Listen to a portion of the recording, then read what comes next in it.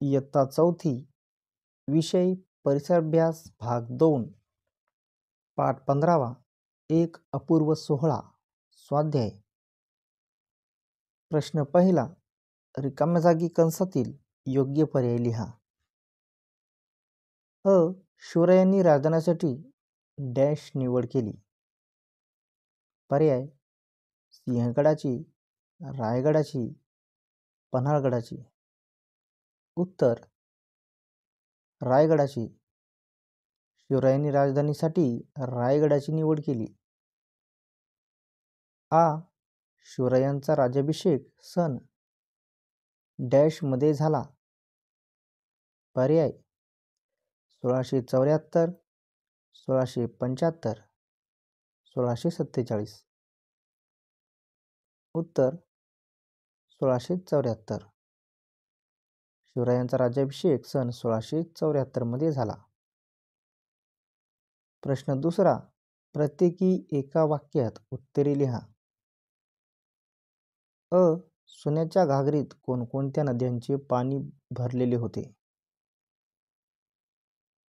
उत्तर सोन्याच्या घागरीत गंगा, सिंधू, यमुना, गोदावरी, कृष्णा, नर्मदा व कावेरी या 7 नद्यांचे आणि समुद्राचे पाणी भरलेले होते. आ. शिवरायांनी राज्याभिषेकापासून कोणता शक सुरू केला? उत्तर शिवरायांनी राज्याभिषेकापासून राज्याभिषेक हा शक सुरू केला. प्रश्न तिसरा, 2 ते 3 वाक्यांत उत्तरे लिहा. अ. शिवरायांनी राज्याभिषेक करून घेण्याचे का ठरवले?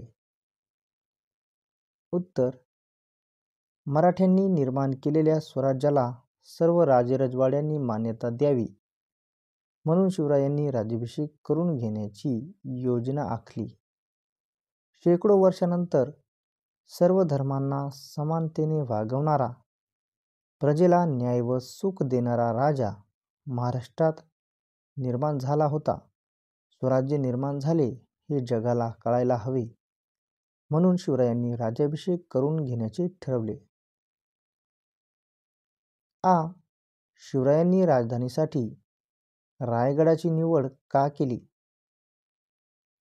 उत्तर रायगड हा मजबूत किल्ला होता.